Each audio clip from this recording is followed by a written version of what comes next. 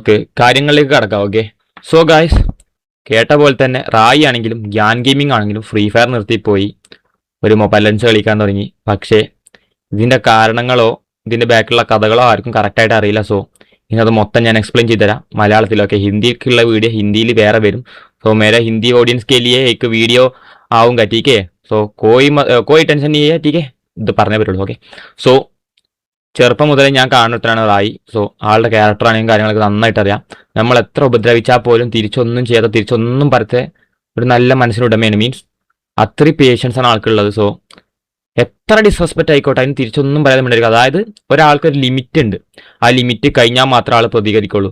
Okay, so നമുക്ക് നോക്കുകയാണെന്നുണ്ടെങ്കിൽ 8 കൊല്ലാണ് നമ്മളെല്ലാവരും ഫ്രീ ഫയർ കളിച്ചിട്ടുണ്ടാവുക. ഇതിൽ 8 കൊല്ലമില്ലാത്തവരുണ്ടാവും. ഇപ്പോൾ റായി ആണെങ്കിൽ 8 കൊല്ലം ഫ്രീ ഫയറിന് വേണ്ടി ചെയ്ത് കൊടുത്തു. ഫ്രീ ഫയർ റായിക്ക് വേണ്ടി ചെയ്ത് കൊടുത്തിട്ടുണ്ടെങ്കിൽ ഇല്ലാന്നല്ല, പക്ഷേ ഈ 8 കൊല്ലം റായി ഫ്രീ ഫയറിന് വേണ്ടി എന്തൊക്കെ ചെയ്ത് കൊടുത്തു അതിനൊന്നും റായിക്ക് തിരിച്ചൊന്നും കിട്ടിയിട്ടില്ല എന്നാണ് ആൾ പറഞ്ഞത്. ഓക്കെ, മീൻസ് അതായത് ആൾക്ക് ഇ സ്പോർട്സിൽ നല്ലൊരു ഭാവി ഉണ്ടായിരുന്നു. സീരിയസ്ലി ആളൊരു ഇ സ്പോർട്സ് പ്ലെയർ ആയിരുന്നു.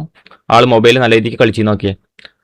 ആ ടൈമിൽ പോലും ആളെ ഈ കമ്മ്യൂണിറ്റി പറഞ്ഞത് എന്തായിരുന്നു, സ്റ്റാർട്ടിങ്ങിൽ പറഞ്ഞത് എന്തായിരുന്നു, ആളൊരു ഹാക്കറാണ്. ഓക്കെ, ആൾ ഹാക്കിട്ടാ കളിക്കണം, അതുകൊണ്ട് എങ്ങനെ കളിക്കുന്നത്. സോ അന്നാരും ആളുടെ സ്കില്ല് അംഗീകരിച്ചില്ല. സീരിയസ്ലി പറയല്ലോ, അന്ന് ആരും അംഗീകരിച്ചില്ല. അതിനുശേഷം ഇ സ്പോർട്സിലെത്തി. ഇ സ്പോർട്സിലാണെങ്കിൽ പോലും അവസാനം റായിനെ കളിപ്പിക്കാൻ പേടിയായി അവർക്ക്. മീൻസ് അത്രയും ഗൺ പവറും അത്രയും പവറുള്ള ഒരു മൊബൈൽ പ്ലെയർ ആ ടൈമിൽ റായി അല്ലാതെ വേറെ ഒരാളില്ല. സോ ഇവരെന്ത് പറഞ്ഞു നോർമലായിട്ട് അബ്നോർമലാണ്, ഹാക്കറാണെന്ന്. പക്ഷെ അതിന്റെ ബാക്കിലുള്ള കാര്യങ്ങളൊന്നും ആരും അന്വേഷിക്കാൻ റെഡി ആയില്ല. ഓക്കെ, സോ ഹാക്കർ എന്ന് പറഞ്ഞിട്ട് ഒരു ദിവസം ഇതേപോലെ ആ ലൈവിന്റെ ക്ലിപ്പ് കിട്ടണേ അതിൽ ആഡ് ആക്കാം.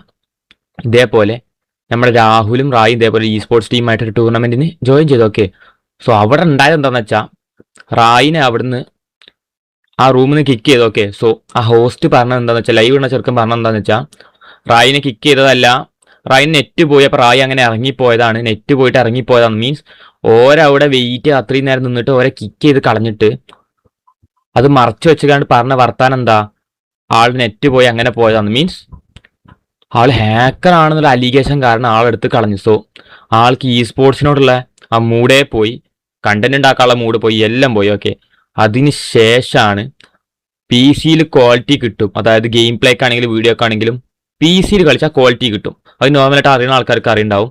സോ അതുകൊണ്ട് മാത്രം ആൾക്ക് പി സിയിലേക്ക് ഷിഫ്റ്റ് ആവേണ്ടി വന്നു.